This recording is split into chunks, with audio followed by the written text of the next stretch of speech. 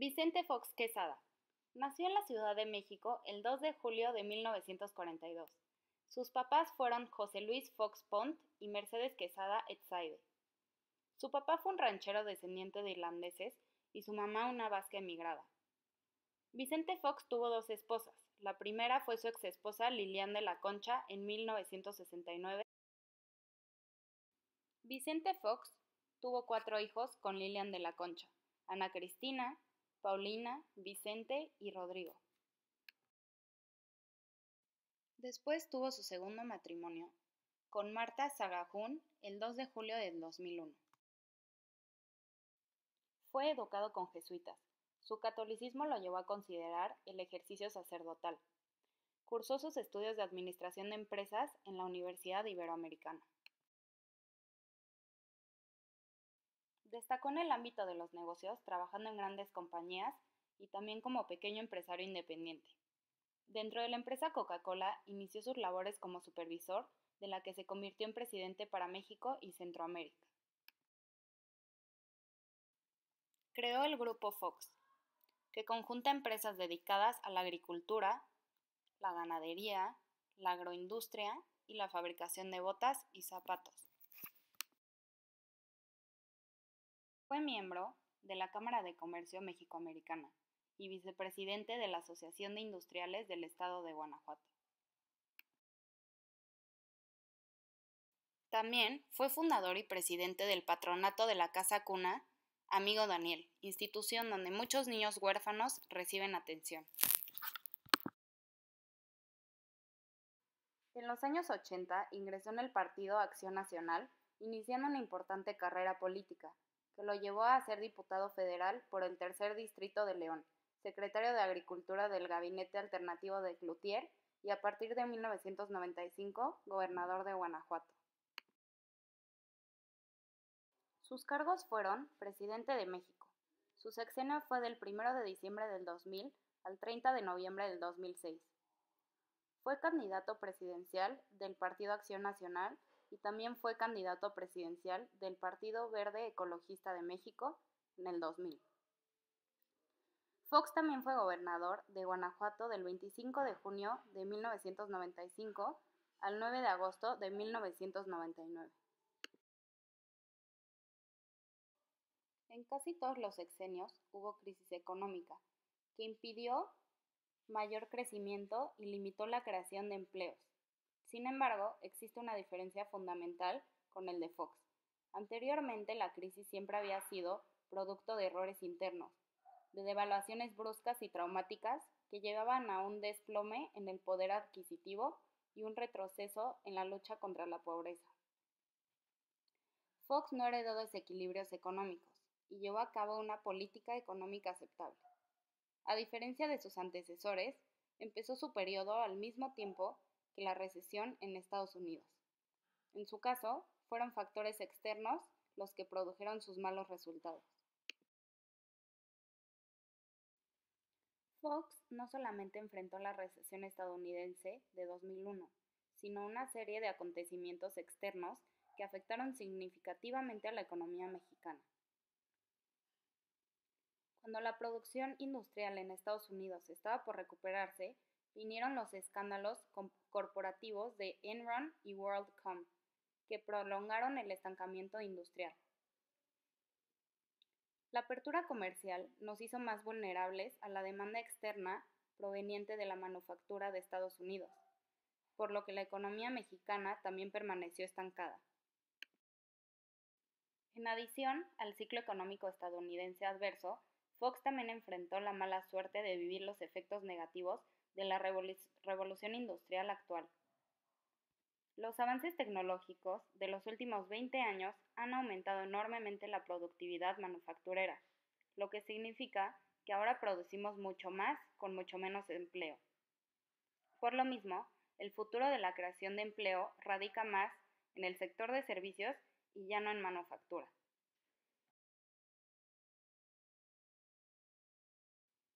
Lo que Fox necesitaba y no consiguió fueron las reformas que le deberían brindar más flexibilidad a la economía, para de esta manera adaptarse a los cambios tan drásticos en las ventajas comparativas del país. A pesar de la mala suerte, Fox logró consolidar la estabilidad macroeconómica.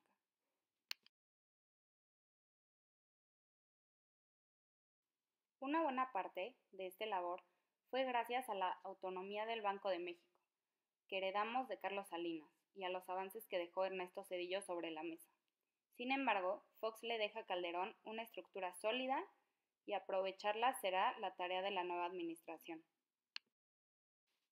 A continuación, les dejaré un pequeño resumen de la vida de Vicente Fox Quesada.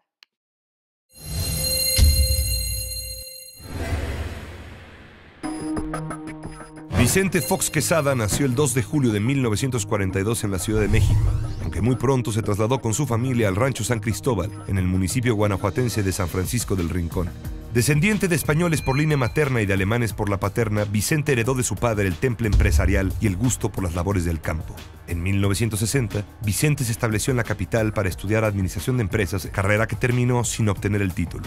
Al finalizar la década de los 70, la inquieta naturaleza de Vicente lo condujo hacia nuevos caminos. Se dedicó a sus negocios agrícolas, manufactureros y de exportación en Guanajuato. La respuesta que buscaba, sin embargo, no estaba ahí, sino en la política.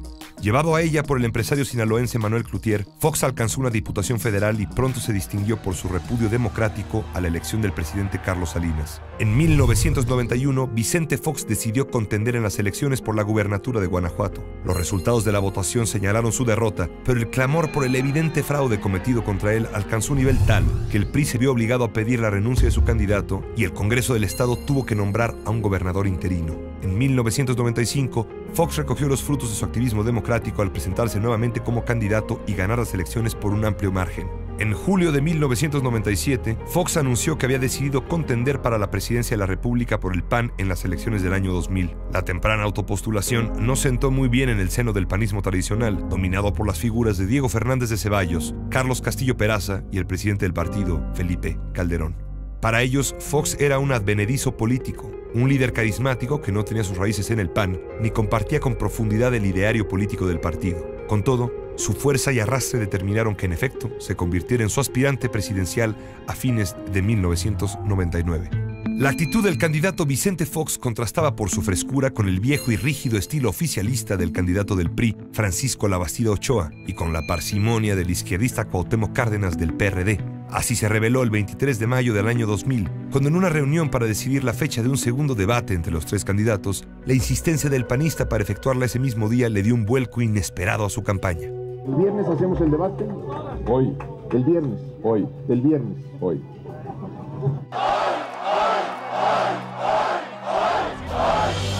La voz de Fox se convirtió en el grito de guerra de una sociedad dispuesta a cumplir el sencillo mandato del candidato: sacar al PRI de los pinos.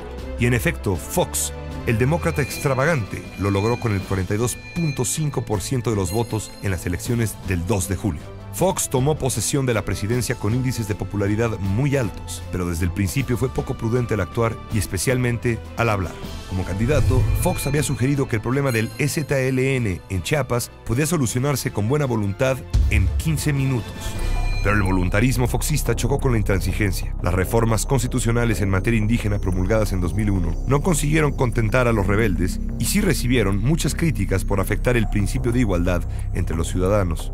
Al cabo, el problema del EZLN quedó sin resolver. Poco después de su triunfo, Fox anunció que enviaría al Congreso una ambiciosa propuesta de reforma fiscal para incrementar sustancialmente la recaudación. La propuesta incluía gravar con el IVA los alimentos y las medicinas, hasta entonces exentas de ese impuesto. Sin contar con una mayoría de su partido en el Congreso, pero con buena aceptación ciudadana, Fox confiaba en que la popularidad que le había llevado a sacar al PRI de los pinos forzaría a los legisladores a aprobar la reforma fiscal. No fue así. La reforma hacendaria del presidente fue rechazada en el Congreso por una aplastante mayoría. La miscelánea aprobada en su lugar dejó a México prácticamente en el lugar que ya tenía, con una de las recaudaciones más bajas del mundo. Junto con la reforma hacendaria, la gestión de Fox vería igualmente derrotadas sus principales iniciativas, las llamadas reformas estructurales en materia política, energética y laboral. El presidente propone y el Congreso dispone, resumió el propio titular del Ejecutivo. Pese a todo, el sexenio de Fox mantuvo la estabilidad económica heredada del gobierno de su predecesor, con inflación controlada, alta inversión extranjera directa y crecimiento en turismo, pero con baja creación de empleo y un magro crecimiento del PIB. El 11 de septiembre de 2001, 6 días después de una visita oficial a México del presidente George Bush, los ataques terroristas en Estados Unidos cambiaron al mundo y las expectativas que se habían levantado sobre una gran reforma migratoria. La frialdad diplomática del gobierno mexicano hacia la tragedia de su principal socio tampoco ayudó. Por último, la negativa de México en la ONU para apoyar la intervención estadounidense en Irak como parte de su guerra contra el terrorismo alejó definitivamente a Fox del presidente Bush. En octubre de 2001, mientras la reforma migratoria se derrumbaba en Nueva York, un ambicioso plan de infraestructura parecía consolidarse en México.